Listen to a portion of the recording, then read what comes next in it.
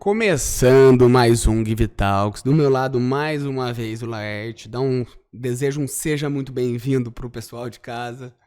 E aí, pessoal, tudo bem? Mais um podcast hoje com o nosso vigésimo. 22º, Saímos da casa do 10, da casa do do 20 agora. 20 agora e seguindo, contando, apresentar nosso convidado Com de certeza, hoje. manda bala. Mais uma vez uma pessoa, como a gente gosta de frisar aqui nos começos de programa, que muita gente também, consideramos muito relevante, muito importantes para a cidade de São João, que é uma das intenções do nosso podcast, mas muito importante também para a área que ele atua. Ele é formado em arquitetura e urbanismo pela PUCamp, depois fez um mestrado na USP ainda em arquitetura e urbanismo também. É uma coisa que eu via sobre sua tese, que eu também quero conversar um pouquinho, que é sobre ambientes de hospitais mais humanizados. A gente vai conversar um pouco sobre tudo isso.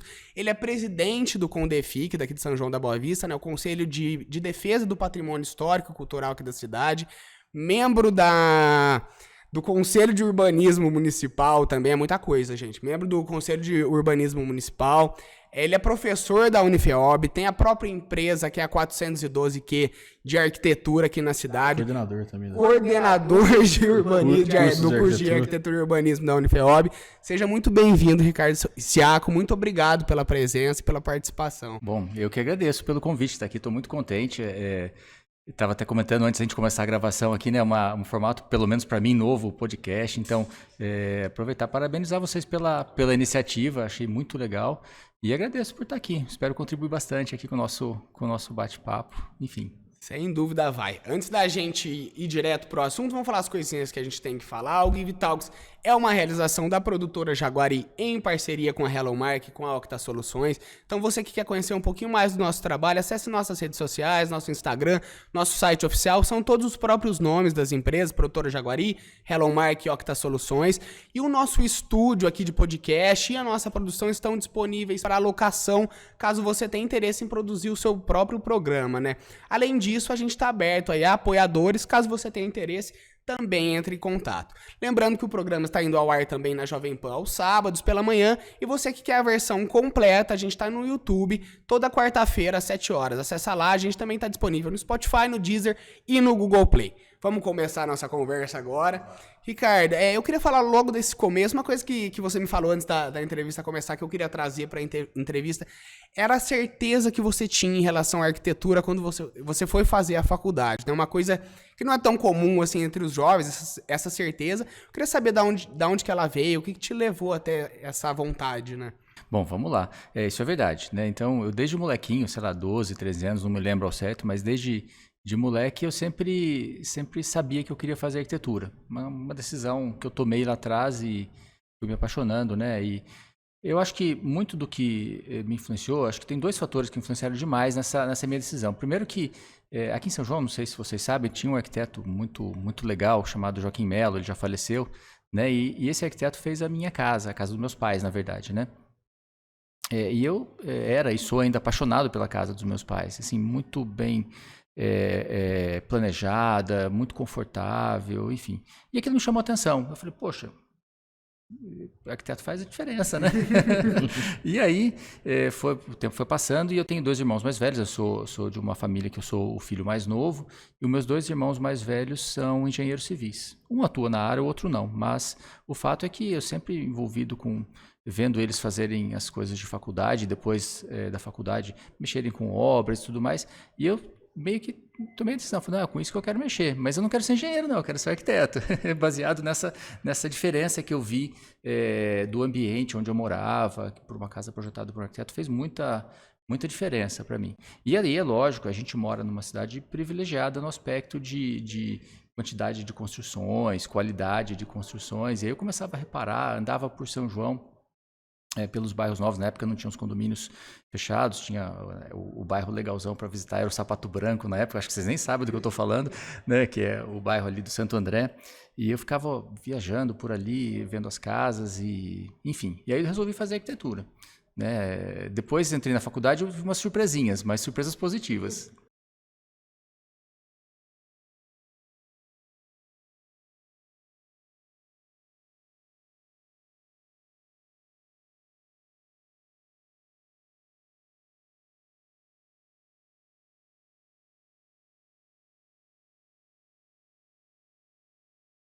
Bom, então foi legal. Eu acho que falar um pouquinho dessa trajetória vai, de repente, traduzir um pouco da angústia que alguns estudantes de arquitetura ou que estão pensando em trabalhar na área, de repente podem entender. Como eu te falei, quando eu entrei na faculdade, eu tive algumas surpresas, porque diferente de hoje, que a gente tem internet para pesquisar tudo, a gente acha coisas no YouTube, enfim, a gente fuça o que a gente quer hoje. Lá em 1990, pouco antes de entrar na faculdade, a gente não tinha nem internet, né? Enfim, era uma situação muito diferente. E eu fui fazer arquitetura por conversar com alguns profissionais e tudo mais. Mas quando eu cheguei na faculdade, eu descobri que a arquitetura era um tanto quanto mais do que fazer projetos de obras, né? Então aí eu descobri o universo que é arquitetura. Eu nunca mudei de área, eu sempre quis trabalhar na área da construção civil. Então eu continuei, mas enfim, eu descobri que tem o urbanismo, eu descobri que tem o design, eu descobri que tem o paisagismo. O leque de possibilidades de atuação é um leque imenso na arquitetura, né? Eu poderia trabalhar com um monte de coisa. Mas eu firme ali no meu propósito de trabalhar com construção. E aí, eu confesso que quando eu estava fazendo a faculdade, teve um período até que eu dei uma desanimada da faculdade, né? Acho que foi lá pelo 3º ano, eu meio que dei uma desanimada. Eu sempre fui um bom aluno, sempre me dei bem na faculdade, fiz direitinho tudo que eu tinha que fazer. Mas eu falei, poxa, será que é isso mesmo que eu quero? Aí eu falei, eu vou procurar estágio. Aí eu comecei a fazer alguns estágios e aí eu desanimei mais ainda, porque eu falei, poxa, que droga, não é isso que eu estava pensando, né? Fiz outro, e aí não animei. Mas no 4º ano, do 4º para o 5º ano, eu tive uma possibilidade, um estágio, que surgiu assim, eu não sei nem explicar hoje, nem me lembro como é que surgiu essa possibilidade, mas de trabalhar num grande escritório em São Paulo, de um arquiteto que faleceu recentemente, inclusive, o Rui Otaki. O Rui Otaki, para quem conhece a arquitetura, é um arquiteto bastante polêmico pelas suas propostas de projeto e tudo mais, mas independente disso, é um cara que era uma referência na época e é até hoje. E eu fui fazer o meu estágio lá e lá foi, para mim, o divisor de águas.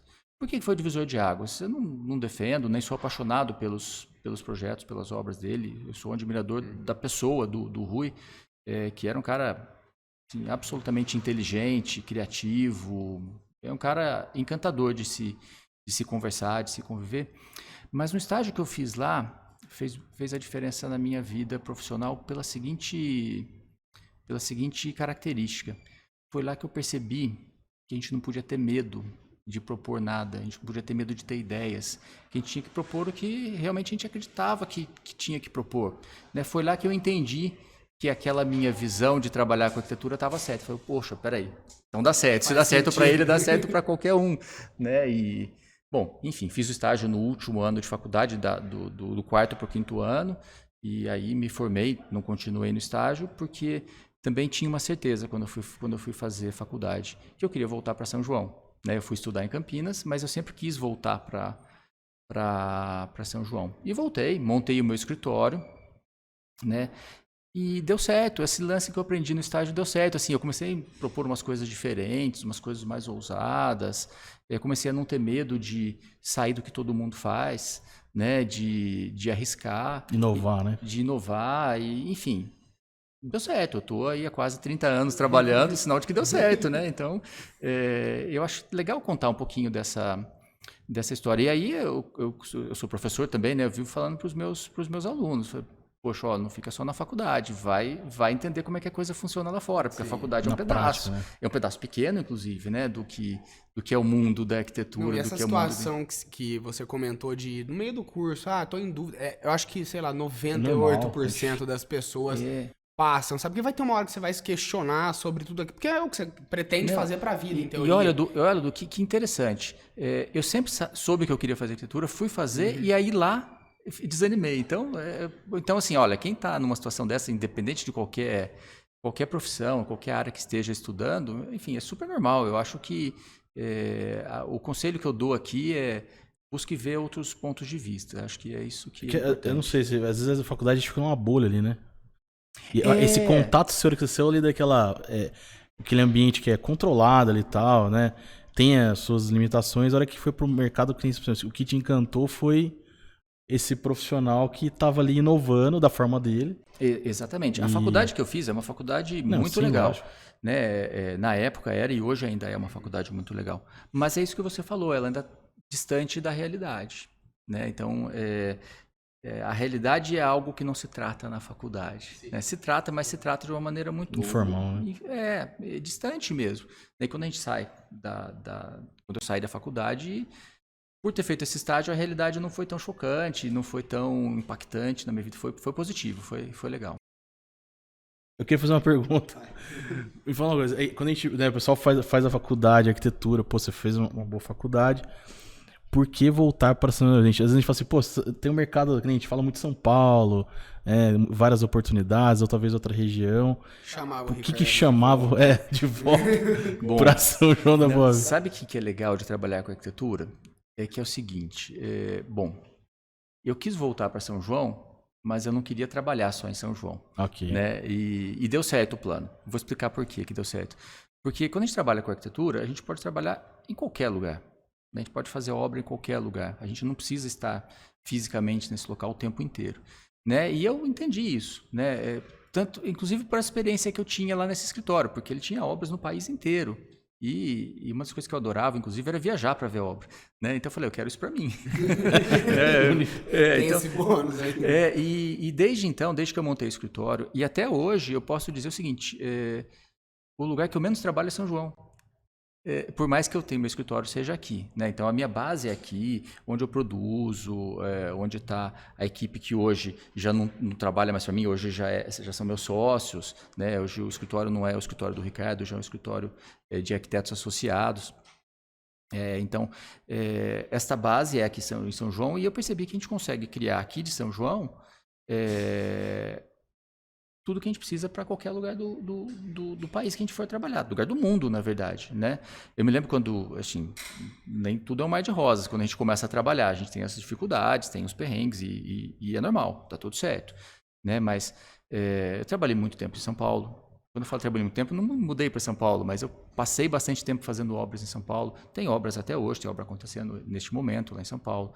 No litoral, trabalhar no litoral é uma delícia, gente. Então, já aproveita e já trabalhar no litoral, visitar a obra no litoral é sensacional, né? Então eu queria viver isso e isso acontece sempre que possível. Enfim, não tive ainda a experiência de ter uma obra no exterior, mas deve ser muito legal também, né? Já trabalhei com projetos no exterior, mas enviando, enfim, mas é muito legal. Então, estar aqui em São João, próximo à família, com segurança que eu falo assim, é conforto, né? Perto de casa. É onde você se sente bem, né? E mais que isso, né? E quer queiramos ou não, a gente tem que, quando trabalhar, pensar em custo, né? E o custo faz toda a diferença. Então, trabalhar na cidade onde a gente cresceu, a gente sabe como é que as coisas funcionam, sabe controlar esses custos, né? Eu tive uma época que eu me aventurei a ter o escritório aqui em São João, eu tinha um escritório em Campinas e um escritório em São Paulo, os três simultaneamente. Foi a pior besteira que eu fiz. Não precisava, eu gastei dinheiro todo, joguei dinheiro fora, eu falo isso. Né? Pagando aluguel durante um tempo, montando lá, gastando grana com mobiliário, enfim, montando o escritório, que depois eu percebi que foi tudo jogado fora. Porque não precisava daquilo. Não tinha sentido. Se eu começo a montar escritório em todo lugar que eu quero trabalhar, eu vou limitar o meu campo de atuação. Né? Aí eu desencanei de vez. Aí eu falei, não, vai ser em São João. Eu também tinha grandes sonhos de ter mega escritório, com um monte de gente trabalhando. Cheguei a ter uma equipe bem estruturada, bem legal, mas percebi que também não era necessário. E hoje a gente tem uma estrutura muito enxuta, muito concisa. A gente é muito amigo, inclusive, na equipe que a gente trabalha junto e trabalha junto, para vocês terem uma ideia, né? O pessoal que trabalha comigo há 20 e poucos anos. Então tem lá o Valdir, por exemplo. O Valdir é um arquiteto que entrou como estagiário, aí gostou da coisa, entrou como estagiário, não, entrou lá como um desenhista, aí resolveu fazer arquitetura, fez arquitetura, se formou e ficou trabalhando. Aí veio o Pedro é a mesma coisa, entrou lá como desenhista. Você entrou antes de fazer propriamente a faculdade, fez a faculdade enquanto trabalhava. Resolveu fazer a faculdade quando trabalhando lá. Aí fez a faculdade, se formou, hoje é sócio, os dois são sócios, e hoje tem mais estagiários e tudo mais. Mas é uma equipe muito, muito unida e se conhece muito bem, a gente se comunica muito bem. E comunicação é algo fundamental para a gente fazer as coisas acontecerem, né? Então a gente se comunica, a gente pensa de uma maneira muito, muito como é que eu posso dizer assim, de uma maneira muito quase que automática, né? E a coisa funciona muito bem. Né? Eu queria até dar um pontinho nisso, assim, dessa questão das suas empresas, mesmo porque uma coisa do podcast que eu gosto, às vezes, de ir um pouquinho na ordem cronológica para ir para como é que o Ricardo chegou nisso que ele é hoje, assim. Eu queria falar desse começo que, como empreendedor mesmo, né, com o próprio empreendimento aí, você falou já dessa evolução resumidamente. Queria falar um pouquinho mais dela, né, como é que foi quando você era mais jovem ali, que você resolveu abrir o seu empreendimento, como é que foi para ter essa construção? Você falou que foi muito trabalho, foi envolvimento até, né, relações de pessoas que ajudou a construir o que é a empresa de vocês hoje, mas falar um pouquinho mais também principalmente da relação, eu acho que a arquitetura tem também com o empreendedorismo, assim. Totalmente, totalmente. Bom, eu acho que a primeira coisa que eu pude perceber quando eu saí da faculdade é que eu não conseguia trabalhar sozinho. Né? Ninguém me contou isso na faculdade. Né? Eu achava, enquanto estava na faculdade, que eu ia ter meu escritório, ia fazer acontecer, ia mover o mundo sozinho. E logo, primeira oportunidade que eu tive de trabalho, eu já percebi que trabalhar sozinho não é o caminho. Né? Primeiro profissional que eu percebi que tinha que agregar ao meu trabalho era um engenheiro civil. Aí começou a acender uma luzinha. Falei, opa, peraí. Arquiteto e engenheiro, tem uma rixa, né? Arquiteto e engenheiro não tem que brigar, eles têm que andar juntos, têm que se apoiar. Eu comecei a entender isso. Lembra que eu falei que eu tinha 2 irmãos engenheiros? Opa, metade do caminho estava resolvido ali, né? Então, para os dois, né? Para os dois, exatamente, para os dois. Então, essa junção profissional já trouxe um grande passo, acho que na minha caminhada aí. E depois eu percebi que, poxa, eu posso ter ótimas ideias, eu posso ser um arquiteto muito criativo, muito bem relacionado, que é super importante, mas se eu não tiver alguém me ajudando na parte técnica, também não vai. E aí eu comecei a entender, aí vieram as pessoas, né? Comecei a montar a equipe e tudo mais. Penso eu que grande parte do sucesso de um profissional autônomo, qualquer que seja ele, está no atendimento ao cliente. Então, para eu atender bem, eu tenho que ter alguém fazendo o meu trabalho enquanto eu atendo. Enfim, aí eu fui percebendo que eu não conseguiria trabalhar sozinho. E acho que o grande segredo não é nem saber que tem que trabalhar em equipe, é como montar a equipe, né? Porque quando você trabalha com outros profissionais, com outras pessoas, desde o pedreiro que vai construir a obra que você projetou, o engenheiro, quem está trabalhando com você dentro do seu ambiente, ali no seu escritório, tem que ser pessoas muito competentes. Eu acho que aí começa um trabalho que é fundamental, que é escolher as pessoas com quem você vai trabalhar. Né? Eu acho que essa escolha é importante. E aí, claro, eu acho que um outro fator que é decisivo é aproveitar as oportunidades. Né? Eu posso dizer que eu sou um cara privilegiado, eu tive ótimas oportunidades de mostrar o meu trabalho aqui fora de São João, e o arquiteto ele não é nada até que ele consiga mostrar o seu trabalho. Né? A gente não vende um pedaço de papel, né? A gente vende um trabalho realizado, e para você ter a oportunidade de mostrar isso, você precisa ter tido uma oportunidade, até você ter a sua primeira obra, você poder fotografar, mostrar para as pessoas. Né? E eu tive a oportunidade de fazer obras logo no começo, e elas saíram do papel, e aí eu tinha um trabalho legal para mostrar, eu tinha os meus clientes satisfeitos, né? Que falavam bem, né? Que é outra coisa que não adianta, se você não fizer direito o seu trabalho, não resolve. Né?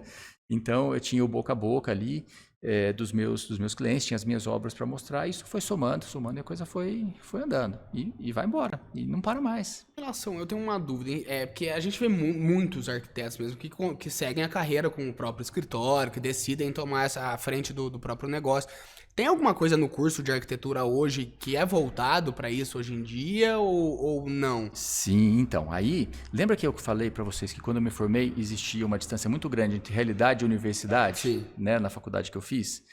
Quando eu fui convidado para participar do curso de arquitetura aqui da Unifeob, bom, fiquei super contente pela oportunidade, né? Então, a primeira coisa, mas eu fiquei mais contente ainda quando eu percebi que tinha a oportunidade de trabalhar exatamente essa questão, que era aproximar a academia da realidade que acontece fora da academia. Né? Então, eu acho que esse é um diferencial muito grande do curso que tem aqui em São João, na Unifeob. Né? Que é dizer para o aluno que ele precisa saber trabalhar em equipe, coisa que eu só fui descobrir, e quem não descobriu demorou para descobrir. Que ele precisa ter relacionamento, que se você não tiver um super bom relacionamento, você não vai a lugar nenhum. Né? Que você precisa saber se comunicar muito bem. Né? Quem não se comunica Não adianta ser um ótimo arquiteto se você não souber comunicar. Enfim, uma série de competências que o mercado exige, né, que são necessárias para você sobreviver no mercado e que ninguém fala na faculdade. A faculdade fala de arquitetura, né? A faculdade fala da técnica da arquitetura. Né? E isso a gente consegue fazer na faculdade aqui. Então, respondendo a sua pergunta, eu posso dizer que na faculdade aqui da Unifeob, de arquitetura, sim, o curso de arquitetura daqui tem essa vertente. Não sei como é por aí, não são todas, eu sei que a grande maioria não está muito preocupado com isso não, mas aqui a gente está preocupado. Né? Então, tanto que a gente tem lá os trabalhos muito legais envolvendo exatamente a comunidade. Os nossos alunos, eles se envolvem com ações de verdade, né? Tem vários trabalhos de atuação real mesmo, não ficam no trabalho acadêmico e tudo mais. Eu acho essencial, assim, é óbvio que em muitas profissões, assim, mas em arquitetura muito, assim, porque eu acho que muitos alunos já entram com a cabeça do próprio negócio, de ser talvez uma possibilidade de abrir a própria empresa, assim, e é importante entender que é um processo para isso, né? São aprendizados, e é legal saber que o curso daqui de São João visa, né, a realidade de fato, né? E sabe o que é legal? Porque você pode estar pensando assim, poxa, o Ricardo está falando isso, mas ele é um cara que estudou em São João, cresceu em São João, a família de São João, conhece um monte de gente, e isso fica fácil para quem está numa cidade pequena e tem isso.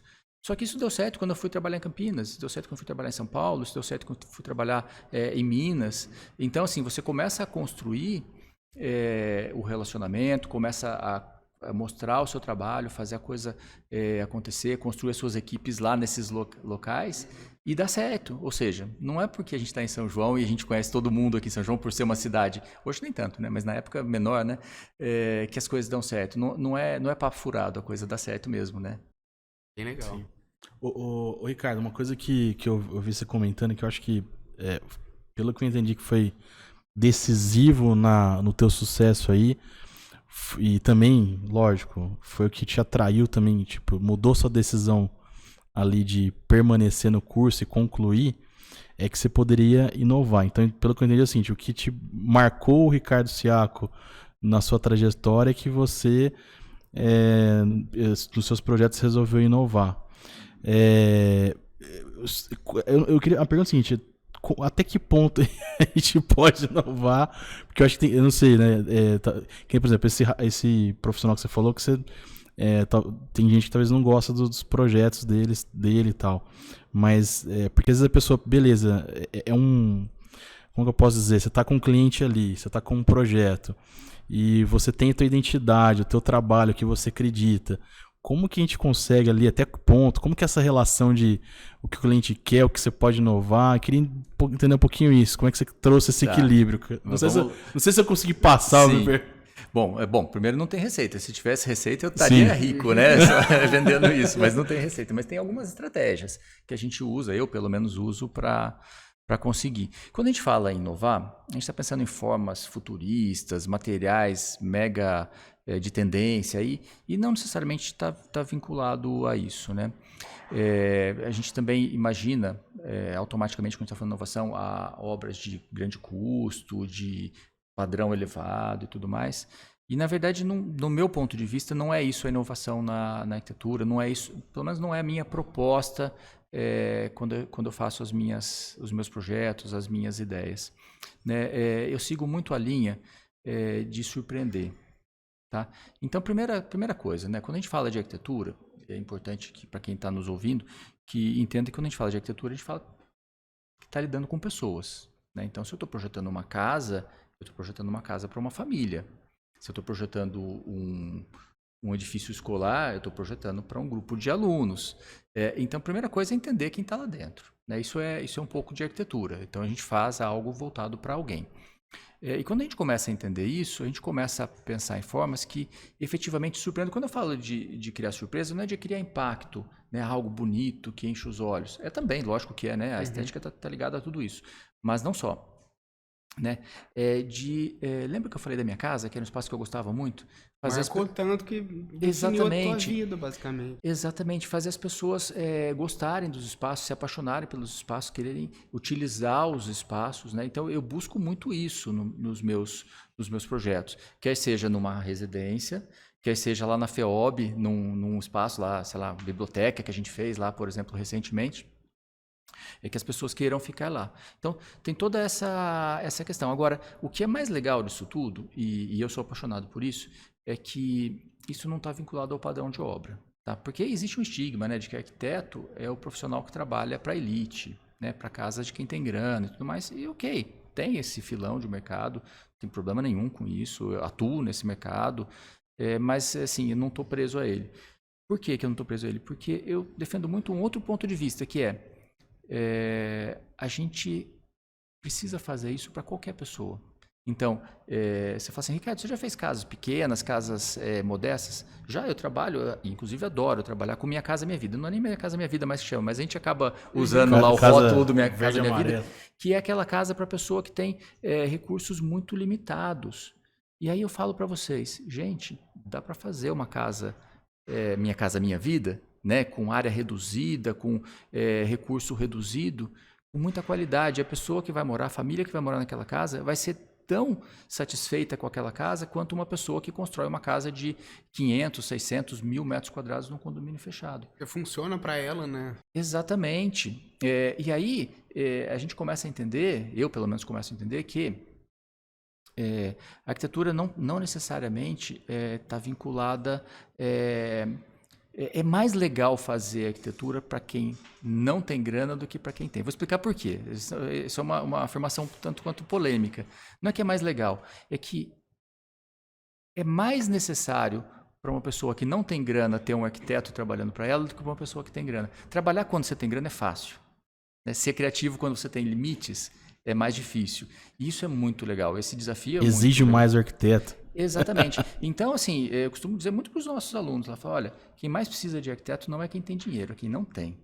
Né? Porque esse cara, ele precisa de você. Se você não for lá dar solução para ele, né, ele não vai achar a solução. Né? Agora, o cara que tem grana, ele contrata um arquiteto para fazer as soluções para ele, ou ele vai na loja, compra materiais caros e fica satisfeito com isso. Não tem nada de errado com isso também. Agora, dá para fazer também na casa de alto padrão. Né? Dá para fazer na casa de baixo padrão, na casa de alto padrão, e deixar todo mundo satisfeito com os espaços. Né? Dá para fazer isso com as cidades. Né? Essa é uma das funções, até você falou do arquiteto, né? Deixar pessoas satisfeitas mesmo, assim, de uma maneira geral, seja com a cidade, com a própria... Tem que ser para ela, né? Tem que ser feito para quem vai viver ali. Não adianta a gente pensar em, por exemplo, Minha Casa Minha Vida, fazer às vezes um único padrão para trocentas famílias. Óbvio que tem que ter o padrão por ser um programa do governo, porém colocar dentro desse padrão algo que seja funcional para esse tipo de família, né? E você sabe que, assim, tem algumas estratégias, porque você tem que ter um padrão, ok? Sim, você tem que ter um limite, você tem que ter algumas regras ali, né? Porém, coisas básicas são desrespeitadas e a gente que é arquiteto não deixa isso acontecer. Quando está na nossa mão, a gente não deixa acontecer. Como, por exemplo, coisas muito simples, como o quarto com a orientação solar voltada para a orientação correta. Né? O quarto que não vai ser insalubre, o quarto que vai ser confortável. Se tem, sei lá, um filho que vai passar horas estudando dentro desse quarto, esse quarto vai estar confortável para ele estudar. Né? Ele não vai estar lá passando calor e tudo mais. Então, uma casa ventilada, uma casa bem iluminada, que não precisa ficar com as luzes acesas durante o dia. Então, assim, são coisas muito simples que a gente tem a obrigação de fazer, né, quando arquiteto. E isso a gente faz, né, e faz brincando esse é o nosso papel. E parece que isso me chateia um pouco, né, porque, de repente, o que é um diferencial, na verdade, seria obrigação, né. Então, o que a gente faz? A gente faz o que tem que fazer. E aí, quando faz o que tem que fazer, o resultado é positivo e aí as pessoas que vivem lá valorizam isso. E aí eu costumo dizer, né, e é uma maneira de trabalhar que a gente tem no escritório, a gente brinca no escritório, a gente fala que é arquitetura inteligente, né, a maneira que a gente trabalha lá. A gente costuma dizer o seguinte, e a gente prova isso fazendo, né, que é o seguinte, você não precisa necessariamente gastar tubos de dinheiro para fazer uma coisa ficar legal. Né? Ou seja, você consegue fazer coisas muito legais sem necessariamente trabalhar com grife. E eu costumo dizer lá no escritório também o seguinte, né, o projeto ele tem que nascer um bom projeto. Se você tiver que maquiar um projeto para ele ficar bom, quer dizer que ele não é bom. Né? Então eu tenho que colocar um piso bonito na minha sala para minha sala ficar legal. Pô, tá errado. Né? A sala tem que ser legal mesmo que ela tenha um piso simples. E a gente brinca com isso no escritório. Brinca mesmo, porque quando a gente tem os projetos que ficam legais, né, e a gente trabalha para que isso aconteça, a gente chega para o cliente e fala assim, bom, agora você pode escolher o que você quiser. Você pode pintar a sua casa da cor que você quiser. Você pode comprar o piso caro, se você quiser grife, e se você tiver grana para isso. Você pode comprar o piso barato, a gente só vai te orientar a comprar coisas de qualidade para você ter algo durável. Sim. Mas você não consegue estragar mais. Né? O projeto ele nasceu bom, né? Então, e aí dá certo e funciona super bem, tá? Funciona super bem, muito legal isso. Uma coisa que eu queria dar um pouco de ênfase e trazer para nossa conversa também foi justamente isso que você estava falando da parte humana da arquitetura, né? De quem faz, de quem está seguindo nessa carreira, entender que a arquitetura é sobre pessoa, né? São sobre pessoas. E eu queria justamente falar um pouquinho do seu mestrado, aonde que ele veio nesse montante de trabalho que o Ricardo tava. E falar um pouquinho sobre ele também, né? Eu vi que são ambientes hospitalares mais humanizados, é algo, basicamente, você pode explicar um pouquinho melhor. Posso. Mas trazer também a importância de um aluno de arquitetura, ou de alguém que já está formado na área, enfim, de entender isso que você falou, que justamente que a arquitetura são sobre pessoas, assim, o quanto isso é importante para a sua carreira. Esse ponto da minha pesquisa de mestrado foi muito legal, assim, eu vou contar como é que eu cheguei nisso. Né? Bom, eu, desde que comecei a trabalhar, assim, eu sempre fui muito focado no trabalho, assim, muito focado, muito dedicado, enfim, acho que é uma característica minha. E eu me lembro que no ano de 2003, no dia 3 de março de 2003, olha só, né? Quanto 3? Eu estava lá em Campinas atendendo uma cliente, uma dessas clientes meio complicadas, assim, eu me lembro certinho. E eu sempre colocando trabalho na frente de todo mundo e eu marquei uma reunião com essa cliente às 9 horas, cheguei lá às 9 horas e era 11h30, essa pessoa não tinha me atendido, ele estava me dando um chá de cadeira. E eu estava lá, meio chateado com isso tudo, eu recebo uma ligação de que meu pai estava passando mal, né? E precisou ir para o hospital. Aí naquela hora eu pensei, falei, quer saber uma coisa?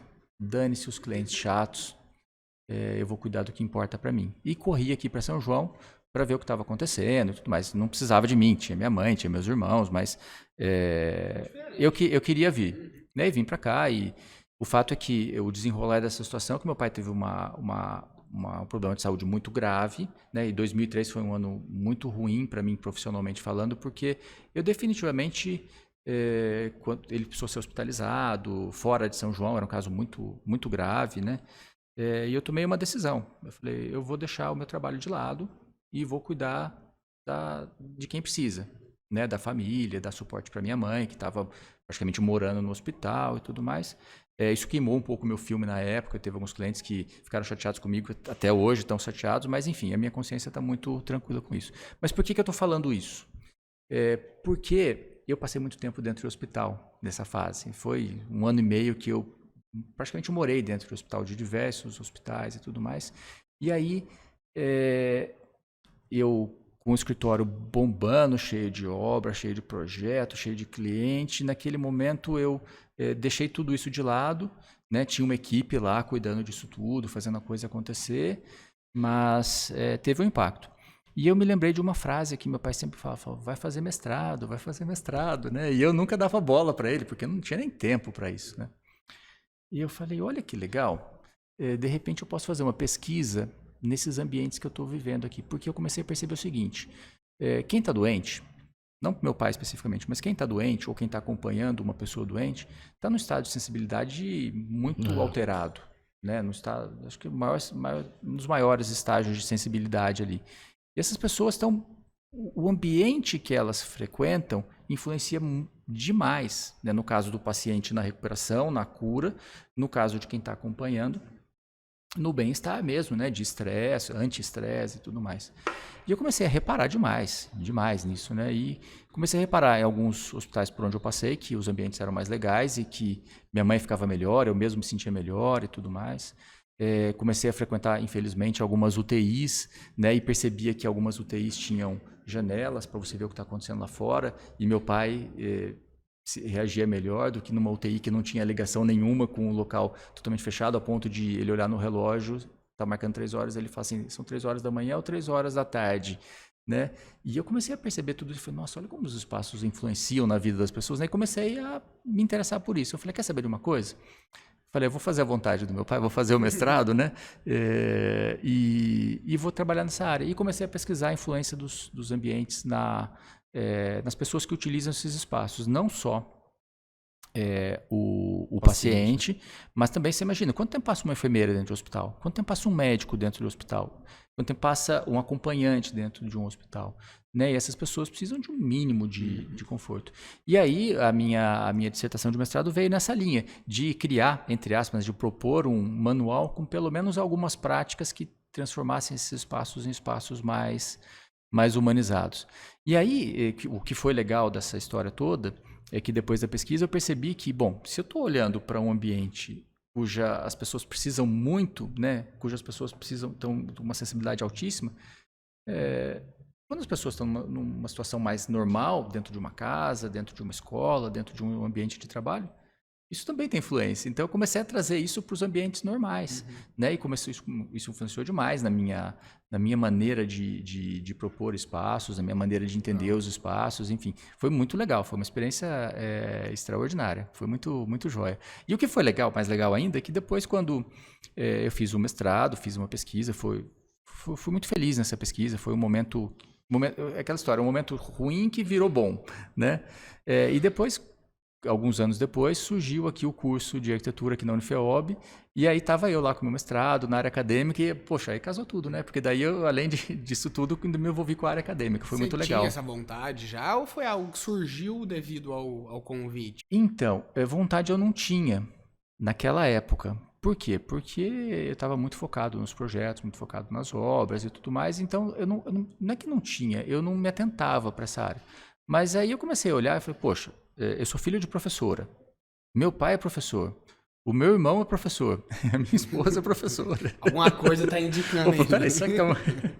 E aí eu me lembro certinho, eu fui fazer uma conversa na FEOB, quando estava começando o curso, estava conversando com o Beto, que hoje é o reitor da FEOB, né, e com a Patrícia, que hoje trabalha comigo, ela era diretora na época, e eles conversando comigo sobre participar ou não do curso, mas eu falei, poxa, mas eu não tenho ligação nenhuma com a área acadêmica, eu só trabalho. O Beto virou para mim e falou assim, como não? Olha a sua família. Eu falei, olha só. Então eu falei, poxa, é verdade. E aí eu senti confiança e mergulhei de cabeça. Assim como eu mergulhei de cabeça nos projetos, nas obras, eu mergulhei de cabeça também na área acadêmica. Aí, como usando a palavra do Beto, né, a frase do Beto, o bichinho da educação pica a gente, aí não sai mais, né? E ela... Você quer perguntar? Não, eu só ia fazer um comentário só, mas por mais que, assim, vamos falar assim, né, tua carreira não é acadêmica, mas eu acho que agregou demais valor para os alunos ter um profissional que tem um escritório, que vive na prática. Eu imagino que sai dali, por exemplo, das suas aulas, muitos, né, até da coordenação mesmo. Quando você contou aquela história de, por exemplo, você pensou em desistir lá do curso, imagina quantas vezes você já contou essa história para os alunos, também chegou num momento como esse, por exemplo. E então, mas essa experiência sua de ter o escritório, levar isso também para o meio acadêmico, acho que tem um valor muito grande. Não, eu não tenho dúvida disso, você está corretíssimo, tá? É isso mesmo. Eu penso, no meu modo de pensar, e a gente coloca isso em prática no curso,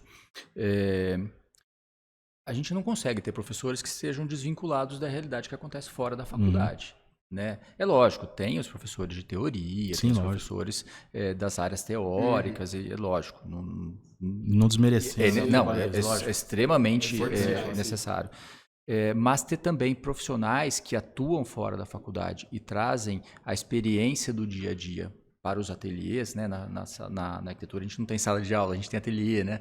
Então, trazer a experiência para o ateliê é fundamental, né? Isso tudo que eu comentei com vocês, da experiência, das experiências, dos desafios e tudo mais, eu tento passar absolutamente tudo para os alunos, porque tenho certeza absoluta que isso é vital para a sobrevivência deles como profissional. E está dando certo, tá? Porque a gente já tem na faculdade alguns alunos formados há algum tempo, acho que 4 anos, 2018, 19, 20 e 21, 4 turmas já se formaram.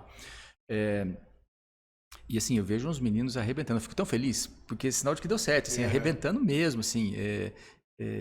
Eu me lembro outro dia, eu falei assim, poxa, esse cliente era seu e tá com o fulano, que é seu aluno. Eu falei, nossa, eu tô feliz da vida com isso, vocês não têm noção. Porque é muito... Dever cumprido mesmo. Né? Dever cumprido, assim, eu fico extremamente feliz e muito tranquilo, porque na nossa área, assim, falando da área de atuação da arquitetura, é uma área que não tem crise, né? Tem trabalho para todo mundo. Pode ter mais... triplicar o número de arquitetos, vai continuar tendo trabalho para todo mundo. O nosso campo de atuação é muito vasto. né? Desde da área que eu trabalho, que é a área mais conhecida e é mais, vamos dizer assim, entre aspas, estagnada, né? Por ser mais conhecida, e não é estagnada. Até outras áreas, como o design, o urbanismo, que agora Paisagismo também. o paisagismo. Meu sogro é paisagista. Meu pai é engenheiro agrônomo também, tem uma relaçãozinha. Ele é lá de Campinas, então ele que cuida das praças da cidade, assim. Então tem uma relação também leve com Sim, arquitetura, design. com certeza. E você sabe que hoje eu vejo uma diferença, hoje, depois de 20 e poucos anos trabalhando, eu posso afirmar isso com muita tranquilidade.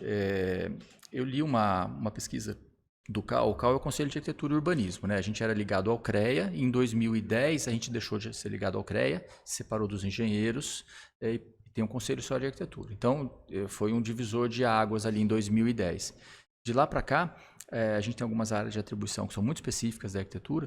E hoje vendo essa pesquisa fala o seguinte: hoje, quanto mais distante dos grandes centros, melhor é para se trabalhar com arquitetura. E eu vejo isso literalmente, tá na prática. Então, quando eu me formei lá em 97, eu tinha que pegar trabalhos em grandes cidades para ter uma boa remuneração, para ter algo legal, né? Ok. Os meus amigos que se formaram comigo e foram para São Paulo, que foram para Belo Horizonte, tinham mais chances de se dar bem do que alguém como eu que vinha para uma cidade pequena. Hoje eu afirmo, vejo essa pesquisa e concordo e afirmo que é verdade. Hoje, quanto mais distante dos grandes centros, mais se precisa de arquiteto. Então, por exemplo, urbanismo. Uma cidade como São João precisa muito. Você pega os empreendimentos que a gente tem em São João, desde condomínios fechados, que são empreendimentos de alto padrão, até bairros mais afastados e com um padrão mais baixo de valor, todos eles, você precisa de um arquiteto como o responsável por tudo aquilo acontecer. Né? Os planos diretores, que têm que ser revisados periodicamente. Então, eu estava até conversando com uma menina hoje na faculdade, eu falei, a gente não vai ter chance de projetar, ou pelo menos a expectativa é que não vai ter chance de projetar cidades como, por exemplo, o Sucossa projetou Brasília. Né? A gente hoje não tem mais essas oportunidades. Mas as cidades são organismos vivos, elas estão crescendo, elas precisam de direcionamento, elas precisam de monitoramento, elas precisam de controle. Isso quem faz é arquiteto urbanista. Né? E isso cada vez mais está sendo necessário nas pequenas cidades. As pequenas cidades não tinham arquitetos no seu quadro técnico da prefeitura para cuidar disso, ou nas empresas que fazem os empreendimentos, nas construtoras. Então precisa para o urbanismo. Para as construções de casas, enfim, para os prédios em geral, também. O mercado não para. O mercado da construção civil não para. Nosso mercado é fundamental para o motor do nosso país. Então, tem mercado para todo mundo. E aí, dividindo, passando pelo paisagismo, design e tudo mais, a gente tem trabalho para todo mundo. Então, voltando à questão do meu aluno lá, que trabalha com cliente que era meu, ou poderia ser meu, eu fico feliz por quê? Porque aquilo lá não vai me fazer falta nenhuma e eu estou vendo alguém que tem o meu dedo lá, né? Sim, É muito legal isso, é muito jóia, tem o meu papel. É uma sensação muito única, assim, acho que só quem é mesmo pra entender, acho que a glória de valor, o valor de ver um aluno teu, sabe, tipo, Tendo não sucesso, pegando teu cliente, mas, Tendo tipo, sucesso, vendo que começou, que deu continuidade no que você iniciou. Exatamente, é muito jóia, muito jóia. Em relação à parte de coordenação do curso, que você entrou como professor ou você já entrou com essa função de coordenação? Como é que foi para assumir esse novo desafio também? Eu entrei como professor e logo no começo, antes mesmo de começar as aulas, eu fui convidado para coordenar. Foi um desafio imenso, mas como eu estava falando um pouquinho de tempo atrás, o que eu achei muito legal, né, que na Unifeob, a proposta do curso era exatamente de trazer essa questão de relação com a realidade. E quando me apresentaram essa proposta, eu falei, poxa, casou, né? Agora eu vou poder... Assim, a gente ouve muitas histórias, né? Não sei se são verdades, inclusive, mas de professores que trabalham em algumas universidades que chega lá engessado. Olha, professor, você tem que fazer isso, está aqui a sua disciplina, você tem que dar esta aula, é engessado. É que no Unifeob foi diferente, né? Então a gente discute, o nosso curso ele passa por constantes atualizações, tem que ser, né? Não dá para ficar parado no tempo. Isso a gente tem a liberdade, tanto eu como coordenador, quanto que também não faço nada sozinho. Lembra que eu falei que a gente tem que aprender a trabalhar em equipe, né? É uma equipe de professores que cuida disso. Eu só sou o cara que está liderando nesse momento. tem a oportunidade de discutir e de propor alterações e de buscar sempre o melhor. Isso me fez me apaixonar pela oportunidade, né? E não foi só uma oportunidade de discurso. Quando começou na prática, a gente percebeu que funcionou, né? Foi permitido realmente. Eu sou muito, muito grato pela oportunidade que a Unifelb me deu, porque a gente teve a oportunidade de fazer um belíssimo trabalho ali, pelo nosso ponto de vista, teve a liberdade de fazer, teve o apoio, teve a estrutura para fazer isso, que não acontece, não é regra acontecer isso fora daqui, né? A gente tem sempre como referência, né, a gente que estuda, as melhores instituições de arquitetura do mundo, né? Então a gente pesquisa e a gente vê que a gente consegue. Lógico, não é ambição nossa ser a melhor do mundo, não é isso que eu estou dizendo, mas ter a oportunidade de olhar para os bons exemplos e fazer eles serem aplicados aqui também é muito, muito legal, a ponto de a gente virar exemplo, né? Então, olha só, eu me formei na PUC de Campinas, né? É uma referência em ensino de arquitetura. Os professores lá são referências, eram referências na época que eu estudei, hoje continuam sendo.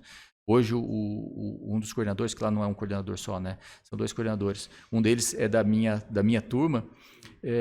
E quando eu tive a oportunidade de encontrar esse pessoal e falar um pouco do que a gente faz aqui, só quer conhecer a gente. Falou, poxa, vamos lá conhecer a Unifelb. Imagina, a PUC de Campinas, vindo aqui aprender o que a gente está fazendo, conhecer o que a gente está fazendo para aplicar lá. Isso aconteceu, isso não é da boca para fora, né?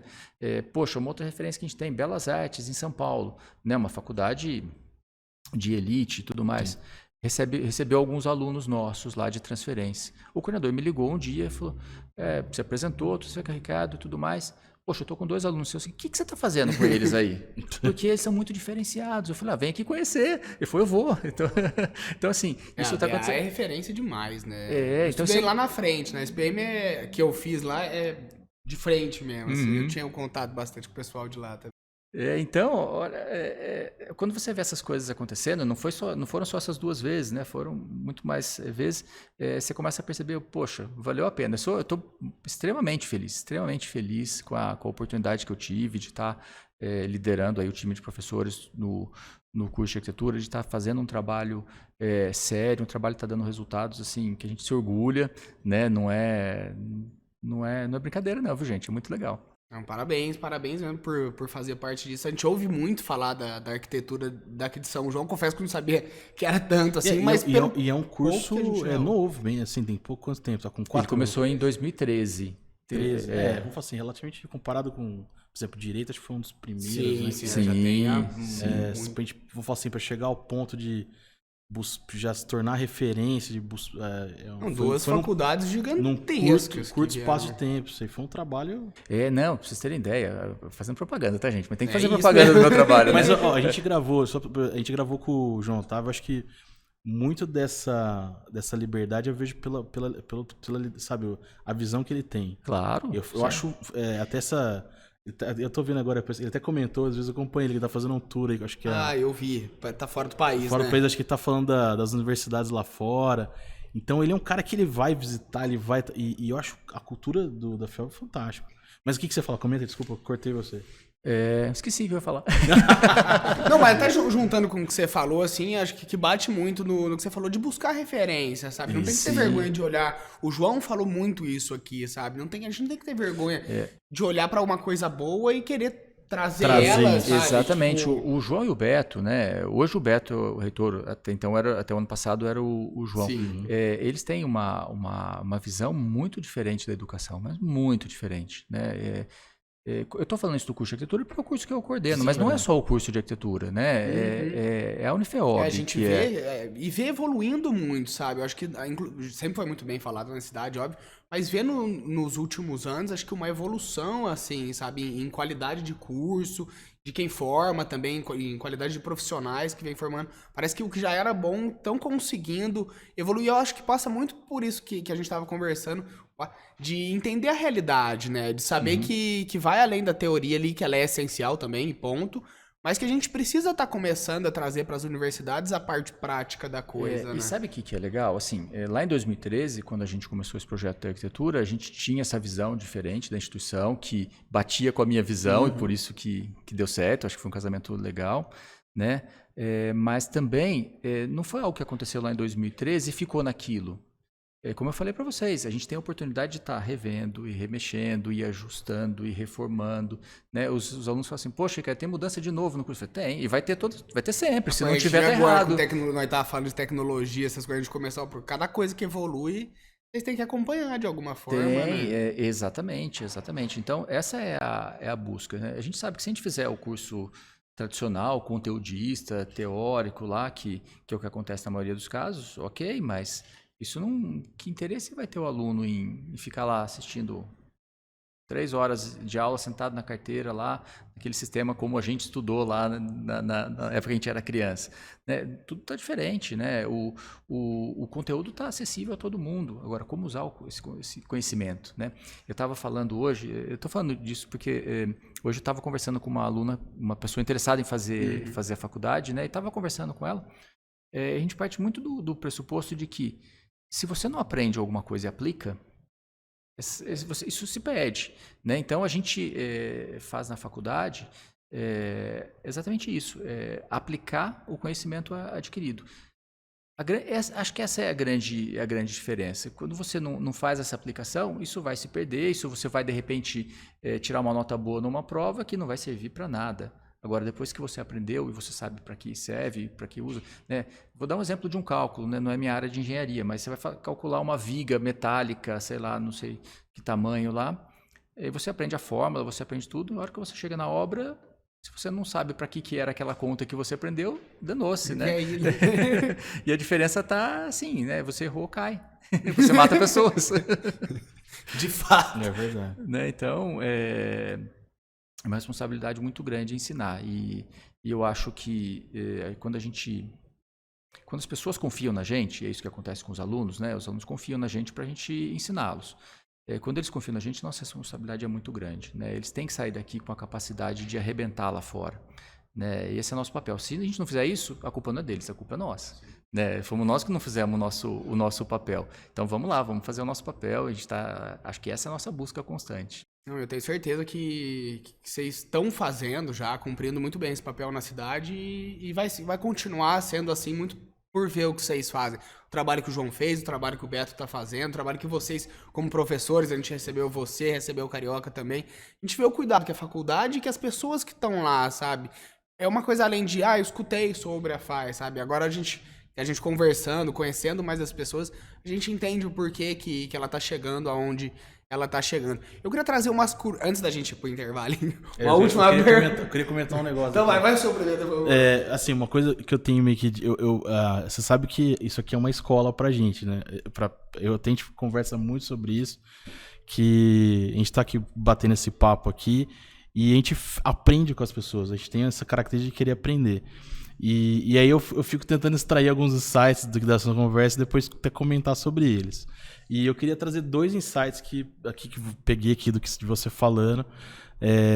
Lógico que pensando assim no sucesso da tua carreira e também no sucesso da FEOB, que o que você até comentou, deixa eu falar. Primeiro, sobre a questão da inovação. Eu acho que você usou assim, não sei se me corrija se estiver errado, mas você falou assim, extrair da pessoa ali, então, o que às vezes é uma coisa, algum desejo, alguma coisa, então, ou seja, fazer um excelente briefing, eu acho que o sucesso está ali na inovação, fazer um excelente, briefar um projeto legal, ali você levantar algumas questões que você vê que, puxa, isso aqui a pessoa tem um carinho, ou ela tem um desejo aqui, e dali inovar e surpreender as pessoas baseado nesse briefing. Então eu já peguei esse insight, você, poxa, então não é simples inovar por inovar, não, você tem um processo, eu imagino que você faça algo sentido. E outra que você comentou aqui, que vai de encontro também com a FEOB, tanto do seu negócio, é escolher as pessoas certas, formar uma boa equipe, saber escolher. Então eu vejo assim que o sucesso do teu escritório foi porque você soube escolher as pessoas certas, e o sucesso do curso de arquitetura porque o Beto, o time lá, soube escolher as pessoas certas. Porque você, por exemplo, como coordenador ali, né? Uma pessoa que tem ali uma trajetória que é referência na cidade e tenha toda a sua experiência, tem a questão do mestrado, para poder estar ali com essa visão que tem sinergia com a visão da universidade. Então, foram os insights que eu tô puxando aqui. Eu falei, pô, eu até preciso começar a trazer umas coisas pra anotar. Porque a gente pega. É mais pra. Qual que é a ideia? Tipo, tentar essas pérolas, essas coisas que acontecem, meio que trazendo uma linguagem um pouco mais democrática pro pessoal. Ó, eu tirei isso aqui, então. Toy, pega essa dica aí, porque. Ao longo aqui. Ao longo do caminho. Mas faz sentido que eu te falei do briefing? Faz todo sentido, assim. Falando de uma outra maneira, mas é isso mesmo, né? A gente não consegue fazer algo para ninguém se a gente não conhecesse alguém. Né? E eu costumo dizer que eu sempre fui um cara que gostou muito de aprender. Demais. Né? E eu sou um cara sortudo. Além de tudo, eu sou um cara sortudo. Por quê? Por que eu falo isso? Eu tive excelentes clientes na minha vida profissional. Né? E eu ouço demais. Eu gosto muito mais de... Agora eu tô falando porque nós estamos no programa para isso, né? Sim, mas lógico. Se eu estiver numa reunião, num bate-papo com mais gente, você vai ver que eu sou o cara que ouve muito mais do que fala. Né? Então, uma característica minha. Eu ouço demais exatamente... só que isso foi de uma maneira meio que automática, né? E fico analisando, entendendo e tenho certeza absoluta que o que você falou está certo. Não necessariamente fazer o briefing, mas de uma outra maneira de dizer é exatamente isso. Captar né? ali a essência. Se eu não souber para quem ou o que exatamente, qual é a expectativa, eu não consigo fazer nem o que a pessoa está esperando e muito menos o que ela não está esperando. Né? Então isso é fundamental. Eu acho que isso para tudo. Eu ia falar isso. Isso serve para qualquer profissão, qualquer coisa que você for fazer na tua vida. Entenda aonde o que você está fazendo, né? Da melhor maneira para poder... Como surpreender, né? Exatamente. E é isso que eu tento trazer para os meus projetos, né? E para a minha vida mesmo. Acho que, como professor e tudo mais, a minha aula eu tento preparar assim, da maneira que a pessoa fala, uau, que legal, né? Assim, busca isso. Lógico que às vezes a gente consegue, às vezes não, mas o objetivo é sempre esse. Agora, transferindo para a realidade do aluno e saindo um pouco da realidade da obra, da arquitetura, você vai ver que tem todo sentido o seguinte, a gente fala isso muito na faculdade, a gente tem que fazer a nossa aula, o nosso curso, o nosso planejamento voltado para alguém. Quem é? Se a gente não conhece esse alguém, a gente não consegue planejar direito. Né? Então, assim, a gente brinca muito na faculdade e com a frase, mas ela é real, assim, a gente planeja muito, muito mesmo. E a primeira frase que a gente fala no planejamento é, quem é o aluno dessa turma? Assim, qual é essa turma? Qual é a dessa turma? Então a gente vai junto lá o grupinho de professores do terceiro ano, por exemplo, de arquitetura, de terceiro módulo, e quem conhece essa turma? Quem já deu aula? E aí você começa a entender todo mundo, entender o perfil, que estágio eles estão no aprendizado, que estágio eles estão, qual a expectativa deles, se a turma é muito homogênea, se é heterogênea, começa a entender tudo aquilo, e aí o planejamento começa a acontecer voltado para as pessoas. Olha que pelo seu insight agora, eu comecei a reparar, a gente, de uma forma muito automática, a gente faz isso. Então, se a gente não sabe para quem a gente está fazendo, não adianta fazer, porque não vai dar certo, né? Não vai ter algum probleminha ali. Talvez seja essa uma outra característica. Um grande diferencial seria conhecer, falando de pessoas, né? Conhecer pessoas, se aprofundar em conhecer pessoas, alinhar expectativas. Entender necessidades também, né? E aí, trazendo para a realidade da obra, voltando agora para a área de atuação, eu sempre tive muito a seguinte característica de trabalho. Eu sou um arquiteto que não sou um arquiteto de escritório. Né? Eu adoro desenhar, adoro fazer meus projetos, mas eu sei que a coisa não acaba ali. Né? Se eu sou um arquiteto daqueles que fez o projeto, imprimiu ou gerou o PDF lá e mandou para o cliente, e ali se encerra o processo, para mim está errado. Eu sou o cara que vai lá acompanhar depois, eu sou um pouco das antigas nesse aspecto, e gosto, inclusive, de estar lá na obra e tudo mais. E estar lá na obra, não como o fiscal da obra ou o técnico, isso a gente tem que fazer, isso é obrigação, mas estar lá junto com o cliente, né? E aí, conversando e entendendo. Eu falo, nossa, olha, isso aqui eu não imaginava que era assim. E aí você começa a entender se o que você propôs deu certo ou não deu certo. Né? E aí você começa a entender que, de repente, você precisa mudar. Né? E aí entra um outro ponto que eu acho que os profissionais de hoje precisam ter, qualquer área também, que é flexibilidade. Né? E, poxa, eu não acerto todas. Mas admitir que eu não acertei e dar a solução para acertar a partir daquele ponto é vital. Né? Porque lembra que eu falei, o cliente faz a minha propaganda lá, o boca a boca? Se ele não ficar contente lá no final, ele não vai fazer minha propaganda. Né? E aí acabou. Não deu certo.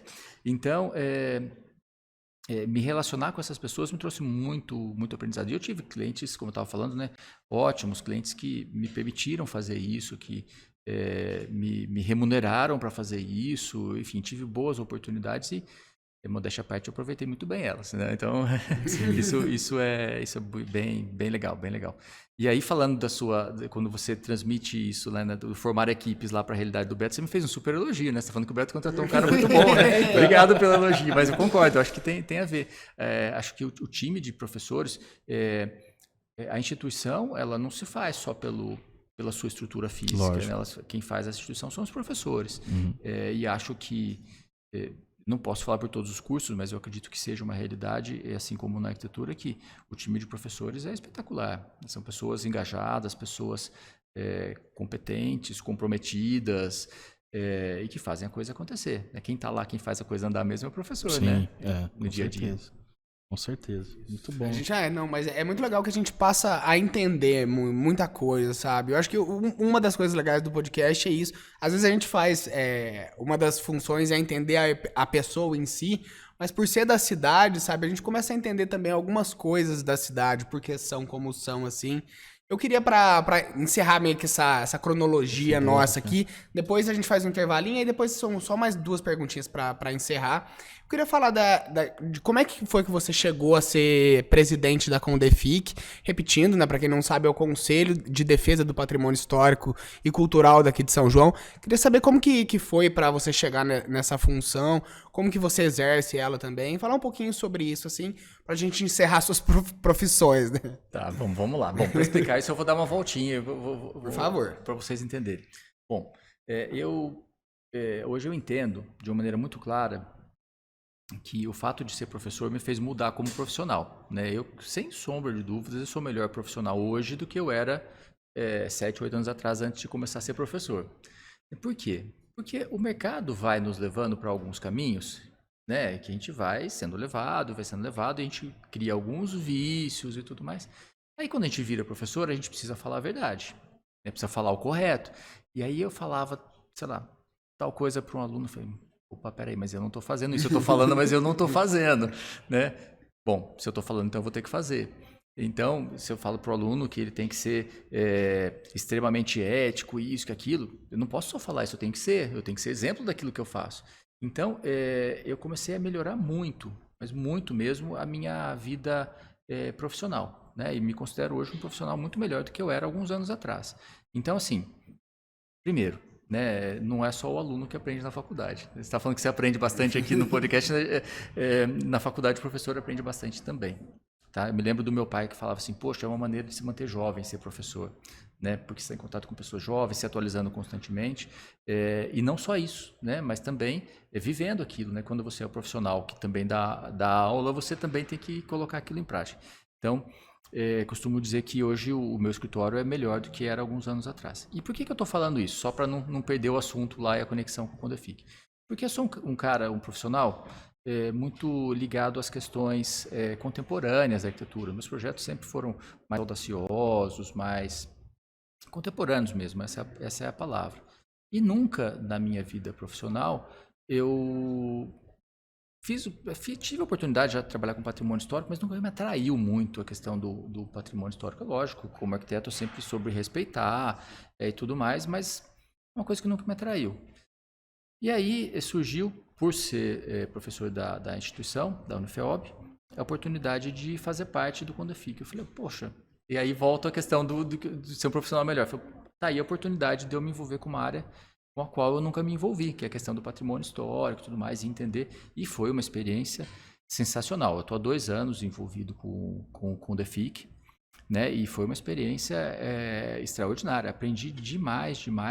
Eu comecei a gostar de algumas áreas que eu não gostava, entender de algumas áreas que eu só aprendi lá na faculdade. Lembra que eu aprendi no Appliquei lá, né? No sistema antigo, que ficou lá. E aí eu comecei a resgatar tudo isso, porque a gente precisou disso para fazer análises, para discutir e tudo mais. Então, eu fui chegar no Condefic por intermédio da instituição, representando a instituição. E eu fui presidir o conselho por uma questão interna lá, né? A gente teve O prefeito anterior, a nossa prefeita agora, o Vanderlei, ele fez um conselho muito enxuto e o único arquiteto desse conselho era eu. Aí o pessoal perguntou se eu toparia assumir a bucha de ser presidente. Falei, bom, vamos lá, né? Vamos encarar. E acho que deu certo, enfim, acho que foi positivo. Acho que a gente fez um trabalho bem legal. O Condefic, ele tinha o estigma de ser um conselho que atravancava as coisas, que impactava negativamente, ou que tinha uma visão muito, como que eu posso dizer assim, muito polarizada do patrimônio histórico. E acho que a gente conseguiu dar uma desmistificada nisso, a gente conseguiu fazer a coisa andar, dar uma aliviada nos processos de obra que envolvem Condefic, a gente conseguiu dar uma liberada nisso, com consenso, assim, com bom senso, não consenso, com bom senso, enfim, sem ferir, com equilíbrio. E penso que acabou sendo um trabalho bem legal. Agora, o Condefic, ele ficou inativo por um tempo, né, quando teve a mudança da prefeitura, e está voltando ativo agora. Faço parte de novo, fui indicado como membro de novo e vai começar o trabalho de novo. Não sei como vai funcionar daqui para frente.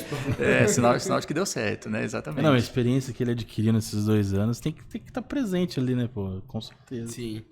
Ricardo, a gente faz normalmente um intervalinho só pra se precisar usar o banheiro, alguma coisa rapidinho. Depois dessa volta aí já pra fazer o encerramento, as perguntas finais. Bom, vamos... Já a gente volta, falar as coisas que precisa falar também. Rapidinho. Voltamos do nosso intervalo. Nosso convidado de hoje, o Ricardo Siaco. Muito obrigado, já antevendo, né, o final que a gente faz dos agradecimentos. Muito obrigado pela participação, dando continuidade na nossa conversa. Umas perguntinhas que surgiram no intervalo aqui que eu vou estar fazendo agora. Qual que foi, ao longo dessa trajetória toda, né, você comentou, são 30 anos quase aí já na área, qual que foi a obra, o projeto que você mais gostou de fazer, ou que mais se identificou de alguma forma, assim? Conta pra gente. Bom, vamos lá. Acho que é surpresa, né? Eu costumo dizer o seguinte, a gente que é arquiteto, a gente vive meio que uns ciclos, né? Então a gente se apaixona por algumas obras, depois a gente se apaixona por outras, depois por outras. Então eu costumo, não vou usar aquele jargão, não. A obra que eu mais gosto é a última. Não é isso. Tá? Mas a gente muda, tá? Então, por exemplo, eu me lembro de quase todas as obras que eu projetei, né? E as primeiras são as mais impactantes, as primeiras oportunidades e tudo mais. Então são as obras que eu gosto bastante. Mas conforme a gente vai evoluindo, vai mudando. Mas eu costumo dizer que, no meu caso, eu me ligo mais ao dono da obra do que à obra, né? Então isso é muito, muito meu, eu acho. Não tem muita explicação para isso. Mas... para vocês entenderem o que eu quero dizer é o seguinte, ao invés de dizer qual é a obra que eu mais gosto, eu acho que a gente pode dizer qual que é o melhor cliente, ou o cliente que mais me agrada trabalhar, né? E quando a gente fala assim, quem que é o seu melhor cliente? Automaticamente as pessoas podem imaginar, aquele que paga melhor, né? Sei lá, alguma coisa assim. E isso passa longe, tá? Pelo menos para mim passa longe. Eu sou um cara que eu nunca trabalhei por dinheiro na minha vida. Não quer dizer que eu não precise, não quer dizer que eu não tenho contas, nem que eu tenho uma conta bancária volumosa lá. Não é nada disso. É que não é meu objetivo, né? É uma consequência, é um fruto que eu colho do meu trabalho, a grana que eu ganho. Então, esse é o ponto de partida. E hoje eu entendo, depois de alguns anos, e isso é verdade, que o melhor cliente é aquele que valoriza o seu trabalho, né? Então, assim, não sou fora da regra. Todo mundo tem aquele cliente que você vai lá, você faz a sua proposta, ele respeita, ele tem aquele cliente que vai e muda tudo, tem aquele cliente que luta, entre aspas, né, com você para fazer a vontade dele, e, enfim, tem N situações, mas a gente tem, ao longo de vários anos aí, alguns clientes que respeitam muito o que a gente fala. Não quer dizer acatar tudo o que a gente fala, é respeitar o que a gente fala. Então, por exemplo, quando você apresenta um projeto, a pessoa, presta atenção naquilo que você está propondo, tira o que é legal daquilo. Se ela não gosta de alguma coisa, ela vai lá e te sugere, te pede uma alteração e tudo mais. Então, hoje eu acho que o meu melhor cliente, independente de quanto ele paga, se é um cliente de uma obra grande, de uma obra pequena, é aquele cliente que me ouve, né? posso dizer que eu tive bons clientes, falei para vocês já isso, e vários clientes que me ouviram bastante. Isso me trouxe muita satisfação, né? Então, é muito legal você lidar com uma situação onde você tem que desenvolver soluções para vários desafios e as pessoas confiam em você. Né? Acho que quando você tem esse conjuntinho ali, né, de você poder fazer a sua arquitetura, as pessoas confiarem em você, pedirem a sua opinião, respeitarem a sua opinião, eu acho que isso não tem preço. Aí se pagar bem ainda, melhor ainda. Né? Mas uma coisa não está vinculada à outra. Geralmente são os que pagam melhor também. Né? São aqueles que... Por quê? Porque valorizam o seu trabalho, sabem que o seu trabalho é um trabalho que envolve esforço, que envolve experiência, Respeito, que envolve... né? Exatamente. Então, eu luto muito por isso hoje. Então, se vocês me perguntarem assim, até alguma obra que você não goste, que você não queira se envolver, bom, aquela obra que você percebe que o cliente não está muito aí para sua opinião, Que ele vai fazer do jeito dele. vai fazer do jeito dele, enfim, independente disso, aí eu começo a evitar um pouco, eu vou atrás de... Você só tem que assinar o projeto e você não gosta. Então, aí eu não estou muito afim de trabalhar, não. Pô, só tem que assinar. Então, depois de vários anos aí trabalhando, a gente se dá alguns luxos. Um deles é esse, né? Falei, poxa, não, deixa quieto, vamos deixar isso aqui para outra pessoa que se identifique mais, Sim, lógico. fazer, né? E vou trabalhar para aqueles clientes que me valorizam. Isso traz uma experiência muito legal, que a gente tem no escritório clientes de anos, né? Então, o cliente que faz a casa dele, depois ele vai fazer uma reforma na empresa dele, a gente que faz, depois o filho cresce e vai fazer uma casa, a gente faz. Então, assim, a gente trabalha para clientes várias vezes. Isso é impagável, gente. Vocês não têm noção. Assim, quando a pessoa confia em você a ponto de não estar preocupado quanto você cobra, de como é que as coisas funcionam, porque sabe que você também não vai lá esfolar, que não vai abusar daquela situação, e que, mais que isso, né, que você vai trazer um resultado que ela vai ficar feliz, isso traz uma satisfação muito grande. É muito legal, Eu adoro trabalhar A gente assim. apresenta até algumas propostas, as empresas que a gente trabalha tem essa parte de apresentação, isso que você falou é muito real, sabe? É muito bom quando você... Óbvio que não é, vai do jeito que for, né, mas... É muito bom quando você senta e você vê que a pessoa ela tá ali pra te escutar, sabe? Assim, então é esse o preço que você cobra por esse trabalho que você faz, beleza. É isso, é o seu preço. É óbvio que vai ter debates e até chegar num acerto tudo, mas é legal mesmo quando você senta com uma pessoa que fala, não, tá bom, é isso, beleza, então, tô com vontade de fazer isso, fechou, então. Exatamente. E não é nem de fechar, não precisa nem fechar, sabe? Mas que te escuta, que entende o trabalho que você faz, a dedicação que você tem. Até porque um trabalho de um arquiteto não é um trabalho de 1 mês, 2 meses, é um trabalho de... alguns anos, inclusive, né? Quando você pega uma obra grande, você vai se relacionar com aquela pessoa 1 ano, 2 anos, e não pode ser um martírio, né? Aquilo tem que ser uma situação leve, tem que ser uma situação prazerosa a ponto de, no final de um processo, você ter um amigo. Sim. Né? Isso é legal. Mas aí, falando dos ciclos, né, que eu falei que a gente vive de vários ciclos, né, eu me envolvi muito com obras voltadas para a questão da saúde, em função da minha pesquisa, isso me agrada bastante. Mas hoje eu estou apaixonado por um tipo de obra, não por uma obra específica, mas por um tipo de obra que me agrada demais. Eu estou me apaixonando por trabalhar com isso, que é esse padrão de residência de baixo custo. Nessas residências compactas por terem que ser compactas, porque elas está ligado ao custo, por ter que achar soluções muito criativas com recursos muito escassos e conseguir fazer isso. E mais que isso, eu acho que o mais legal quando você trabalha com uma obra com esse foco é você perceber que a sua ação tem um impacto muito grande. Você pegar um cara que tem grana e vai construir, já mora bem e vai construir uma casa para ele morar melhor, ele tem um impacto positivo. Mas você pega um cara que de repente nunca teve uma casa, ou que se teve, foi uma casa muito limitada, com baixa qualidade. E aí você vai para aquela família que com recursos muito escassos consegue viabilizar uma pequena casa que vai trazer muita qualidade para aquela família crescer ali, né, se desenvolver, as pessoas ficarem felizes ali dentro. Isso traz um impacto, me arrepia, né? Traz um impacto muito grande na vida dessas pessoas. E trazer esse impacto, assim, você ser a pessoa que cria esse impacto, é algo que não tem descrição, gente. É demais, eu estou apaixonado por essa área hoje. É muito legal o que você falou mesmo. Agora, pra gente estar entrando na nossa reta final, são as 2 últimas perguntinhas. A penúltima perguntinha que eu queria fazer, eu não sei se é um projeto, o que é, eu gostaria que você explicasse pra gente. O ateliê vertical, né? O que seria isso? Que mata a nossa curiosidade a respeito. Vamos lá. O ateliê vertical, a gente está realizando um sonho na faculdade, né? Eu e alguns professores, a gente tinha... algumas vontades e essa era uma delas, A gente está conseguindo viabilizar. O que acontece? Só para vocês entenderem. O que é um ateliê vertical?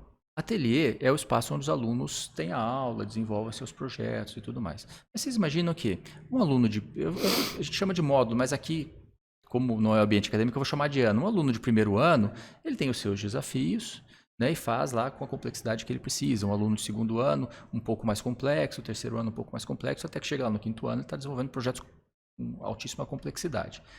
Né? E cada um na sua. Aí vem a resposta do ateliê vertical que você estava me fazendo. O que é vertical? A gente pega e rompe todas as barreiras e a gente coloca num ambiente único todos os alunos juntos. E aí é aluno de primeiro ano trabalhando com aluno de quinto ano, trabalhando com aluno de terceiro.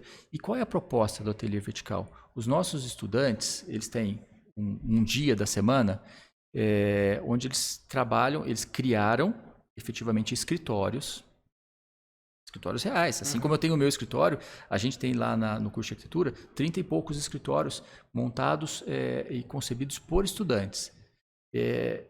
Qual é a exigência mínima? Que tem que ser estudante de turmas diferentes. Por quê? Porque a gente tem ali alunos mais experientes ensinando alunos menos experientes. Então tem uma questão de ensino, sim, de aluno ensina aluno, que é muito legal. Agora, o mais legal que isso, eles não estão lá para atender um pedido do professor. Aliás, não tem professor. Né? Eles têm um dia que eles têm um escritório para administrar, eles têm Instagram, eles têm que fazer marketing, eles têm que conseguir cliente, eles podem ser remunerados e dividir a grana que eles ganham, ou bem remunerados ou mal remunerados, eles podem participar de concursos públicos, eles podem fazer o que eles quiserem. Né? Então, o que acontece? A gente tem lá 30 e poucos escritórios que trabalham como um escritório assim como o meu. Né? E qual que é o grande diferencial? O professor está lá? Como professor, não. Ele está lá para dar suporte. Poxa, professor, como é que eu faço isso? Poxa, professor, como é que eu faço aquilo? Ele vai lá e dá o suporte. Agora, por que eu acho legal falar do ateliê vertical? Porque não sei se todo mundo sabe, mas de repente, você quiser, por exemplo, eu quero fazer um projeto de uma residência. Posso lá contratar um escritório do ateliê vertical, de vários estudantes. Para vocês terem uma ideia, a gente está fazendo uma parceria com a prefeitura agora. Estamos construindo isso, tá internamente ainda na questão burocrática, mas vai dar certo. Por exemplo, a prefeitura precisa contratar um arquiteto para fazer projeto de uma escola, para ela construir. Ela não está contratando, está contratando a gente, está contratando aluno. E a gente vai fazer lá, se não me engano, 7 desses 30 e poucos escritórios, 7 escritórios se interessaram em participar. Então, eles estão fazendo um concursinho interno e vão fazer o projeto da escola para a prefeitura. A prefeitura vai remunerar, como remuneraria um escritório de arquitetura normal. Eles vão ganhar uma grana. E mais que isso, lembra da história que a gente estava falando da universidade estar distante da realidade? Imagina um menino que está no primeiro, segundo, terceiro ano da faculdade ter a oportunidade de fazer um projeto real ter que levantar custo, ter que pensar, assim, não é o professor falando isso está certo, isso está errado, é a realidade dizendo isso pode, isso não pode, isso dá certo, isso não dá certo, isso é viável, isso não é viável. Imagina esse menino que ao longo desses, próximo ano, ele vai acompanhar uma obra, assim como eu acompanho no meu escritório, né? Então a gente tem esta oportunidade na faculdade que eu acho que é uma oportunidade muito diferenciada. E por que eu acho legal falar disso? Porque talvez quem está fora do curso, talvez não, certamente quem está fora do curso não sabe que isso existe. Né? Então, prefeituras, pessoas comuns, particulares, de repente precisam saber disso e saber que podem contratar. Né? Então, para diversos projetos, tem escritórios que querem trabalhar com patrimônio histórico, né, que querem se especializar nisso. Ele é sensacional. Sim, é muito, muito, muito, muito legal. E só para fechar o exemplo aqui da prefeitura, né? Então, o projeto de arquitetura eles vão fazer, vai ter um ganhador ali, o ganhador vai ser remunerado pela prefeitura, vai desenvolver todos os projetos, vai ter que levantar os custos, fazer o processo de licitação para a construtora, como se fosse um escritório normal. Aí fala assim, poxa, mas e projeto de cálculo estrutural? Nós vamos fazer? Não, mas vocês podem contratar alunos do curso de engenharia para fazer, né? E aí por diante. E a coisa começa a crescer e crescer e crescer, né? Até ter escritórios, por exemplo, que são voltados para a questão mais social, de reconstruir casas de pessoas em situação de vulnerabilidade. Enfim, tem diversos projetos que são muito legais. Os projetos mais legais que eu já ouvi falar. Laboratório de empresa, real mesmo, né? De empreendedorismo. Exatamente. E aí eles conseguem aplicar tudo que eles aprendem e mais que isso, né? eles começam a sair do desafio acadêmico e a partir para um desafio real, que é, imagine só um aluno saindo do curso de arquitetura, formado, e sabendo exatamente como as coisas funcionam lá fora. Não, ele já começa a gerar receita de caras. Cara, Ele pode viabilizar o seu estudo, quando ele se formar, ele pode manter aquele escritório, ou ele pode criar o escritório dele, assim, mas com muita segurança para saber o que fazer, o que enfrentar. Então, assim, eu acho uma ideia extraordinária. É lógico que não foi a gente que inventou isso, né? A gente viu, você lembra que eu falei que a gente vai pesquisar as melhores, as melhores instituições? Assim, mas colocar em prática, né? Isso, exatamente. E aí, o que é legal é que a Unifiob nos permite fazer isso. Né? Então, lembra que eu falei? Tem faculdades engessadas. Se um professor maluco lá como eu resolve fazer uma proposta dessa, não. Você tá maluco? Guarda isso para você. Aqui não, aqui a gente colocou em prática e está funcionando. E aí, aquilo que os alunos falam assim, poxa, mas não tem nem aula, não tem professor. Aquela noite ou aquela manhã que teoricamente não tem o professor, que é uma... O que vai acontecer? De repente ele percebe que a noite ou a manhã é mais legal do curso. Então isso está funcionando muito bem. E aí a gente tem uma situação que acontece no curso, que era assim, você tinha turma do primeiro ano, turma do segundo, turma do terceiro e as turmas fechadas. Hoje não tem mais isso, é o curso de arquitetura. Todo mundo se conhece. Né? O cara que entrou agora na faculdade, daqui a 15 dias ele está conhecendo todo mundo. Integrado. E vice-versa. É muito legal, muito joia. Não, parabéns, projeto. Muito legal mesmo. Fantástico. Nossa. Podia estender para outras áreas aí, né? Sim, e para arquitetura. faculdades outras faculdades também, assim, sabe? Tipo, a minha, graças a Deus, eu tive algo parecido com isso. A gente produziu algumas matérias no CBN ou CNN, não vou lembrar agora, devia lembrar, mas não vou lembrar. Que é isso, né? Você tem um pouco disso, mas lá ainda é mais a fundo ainda, te dá essa noção, acho que, de mais realidade com o seu próprio, sabe, trabalho, sabe? Você não tá nem em relação ao... E sabe o que é legal? Porque assim, tem aluno que se envolve, tem aluno que não se envolve. A gente sabe, primeiro que não é obrigatório, se envolve quem quer. E 90% dos alunos se envolvem. Mas tem aqueles alunos que se envolvem e depois começam a não trabalhar. Aí eles falam, poxa, professor, mas o aluno fulano não tá fazendo nada. Você fala, demite ele do seu escritório, contrata do outro escritório. E aí começa a ter concorrência entre escritório para pegar os caras melhores, entendeu? É sensacional. Faça uma proposta melhor. É sensacional mesmo. Mas não, vem pro meu escritório, a gente tem um trabalho remunerado. O seu lá não tá remunerado. Um dos projetos assim, acadêmicos mais legais que eu já ouvi falar, que eu passei a conhecer. E que quem esteja em casa passe a conhecer também, se tiver num curso, alguma coisa, sugerir também na sua própria faculdade, se não estudar aqui em São João, sei lá, tentar propagar isso de alguma forma. Bom, vamos para nossa última pergunta. A última pergunta eu deixo meio que mais ou menos clichê, no sentido de que a gente gosta de pedir, às vezes, alguma dica para quem tá na sua área ou não. O que eu queria trazer da sua dica eu vi que você é uma pessoa que, que por ser arquiteto tem muita ligação com esse lado humano, com a humanização das coisas. A gente pode parecer, não são coisas distintas, mas são coisas que pelo papo a gente pode perceber que se complementam. A dica que eu queria que você desse, assim, acho que principalmente para a área de vocês, para estudantes da área de você, da sua área, o quão importante é essa pessoa que está fazendo arquitetura, ou qualquer outra coisa, na minha profissão também é importante, da gente estar atento a essa questão do lado humano das coisas. A gente sabe que a arquitetura tem a parte artística, tem a parte de exatas, mas o quanto é importante as pessoas, e eu acho que vai servir até para outros cursos, estarem atentas às partes humanas das suas profissões. Dudu, eu vejo hoje uma situação que não me incomoda de forma alguma, mas me intriga. Né? Hoje, com a questão das ferramentas digitais, mídias sociais, mesmo ferramentas técnicas, né, de levantamentos via drone, enfim, a gente tem tecnologia para tudo hoje na nossa área, acho que em todas as áreas, acho que isso não é uma exclusividade da arquitetura.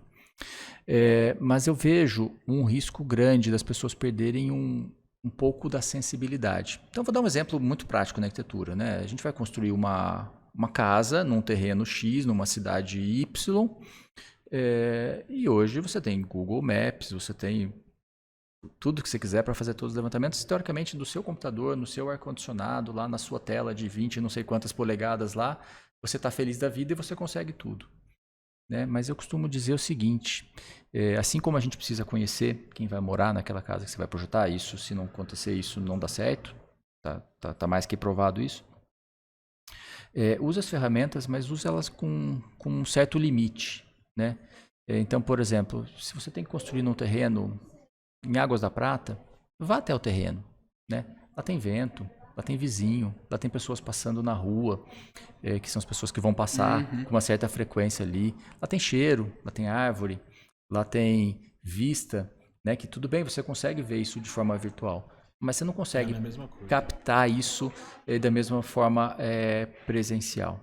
Então, eu acho que isso é uma questão que me intriga muito, né? A gente não se deixar ser, como é que eu posso assim, ultrapassado pela tecnologia. A gente tem que usar a tecnologia a nosso favor, não deixar ela nos dominar. Tomar o nosso lugar. Exatamente. Então, eu acho que isso é um ponto muito forte. E uma situação que eu vivi nesses anos todos e eu percebi que é muito legal é o seguinte: na área da arquitetura, a gente tem muito a percepção, principalmente quem não tem a percepção de que o arquiteto é o cara que faz projeto. Lógico, ele faz projeto, né? É o planejamento de tudo começa no projeto. Mas eu entendo que isso já acontece em grandes centros, que o arquiteto, o menos importante dele é o projeto. Né? Você deve estar pensando, cara maluco, veio aqui e falou disso tudo agora há pouco, mas eu vou explicar para vocês. Né? Quando a gente vai trabalhar, eu pelo menos tive a oportunidade de trabalhar em grandes centros, como eu falei para vocês, com clientes muito legais, né? Eu percebi que esses clientes eles não querem um projeto legal somente. Né? Eles contratam lá o Ricardo e eu tenho que entregar alguma coisa para ele. E o projeto é um passo, né? Que ele quer ver e tudo mais, mas ele quer que o Ricardo vá lá e contrate alguém para executar, ele quer que o Ricardo garanta que o preço que ele falou que ia ficar, vai ficar, e ele quer que a qualidade que o Ricardo falou que ia ter, vai ter. Então, eu acho que... posso afirmar com muita tranquilidade. O arquiteto que se preocupar única e exclusivamente em projetar algo legal, ele já está vencido pelo mercado. O arquiteto é aquele cara que traz todas as soluções, ele entrega o pacote completo. Né? Então, eu acho que isso é uma questão de muito pouco tempo para isso estar nas cidades de pequeno porte, também como São João e tudo mais. E o arquiteto que já souber disso e já trabalhar essa questão de entregar a solução pronta, né? Entregar a solução completa, e não terceirizar, né? Não sair falando, indico o fulano, indico o Beltrano, e trouxer essa solução toda, ele vai dominar o mercado, porque as pessoas não querem outra coisa a não ser solução. Né? O custo elas vão ter de qualquer jeito. Quem vai construir uma casa, quem vai reformar uma casa vai ter um custo. Então esse custo já existe.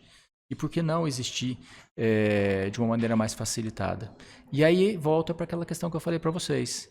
Essas oportunidades surgem quando as pessoas confiam na gente. E aí volta para aquela questão do cliente que valoriza o trabalho do arquiteto e tudo mais. E aí o arquiteto tem que ser um cara que tenha essa comunicação, que tenha esse relacionamento, que tenha a flexibilidade para se ajustar a tudo isso. E aí não tem erro, tá? Qualquer situação que seja. Como a da casa que eu estou apaixonado agora, que é uma casa de custo mais limitado, até de altíssimo padrão, como eu trabalhava lá em São Paulo, que não tem segredo, não tem limites. Quer dizer, tem limites, mas os limites são mais altos.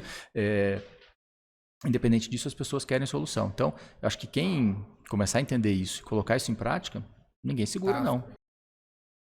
Quer colocar mais alguma coisa? Cara, eu queria agradecer o seu tempo aí, dedicar um pouquinho pra gente, compartilhar do teu conhecimento, vir aqui. Isso pra gente é uma honra, então, tipo, sabe, eu tá aqui e te agradecer de coração mesmo, né, esse projeto. E desejo, assim, muito sucesso, né, na Unifeob, no seu escritório. Você já é um cara, é um dos requisitos aí que são pessoas que realmente fazem diferença aqui na nossa cidade, mas eu sei que ainda tem muita coisa. Esse é o que eu vejo.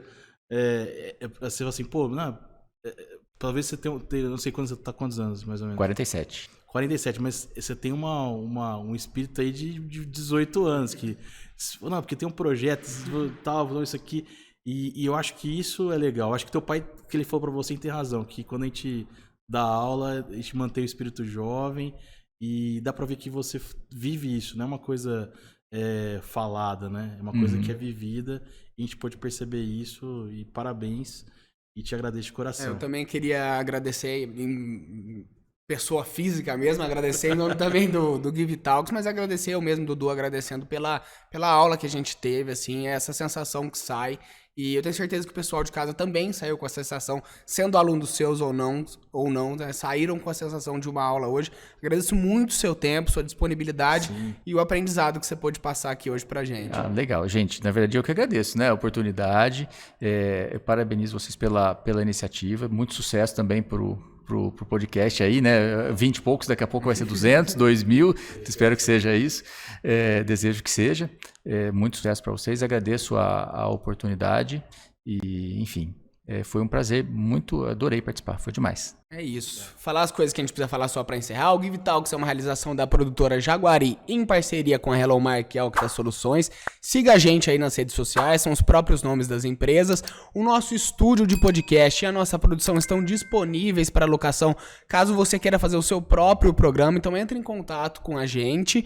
E se você tiver interesse em fazer parte também como apoiador, como patrocinador, entre em contato que a gente também está aberto para isso. Por essa semana foi. Agora até a semana que vem. Um abraço.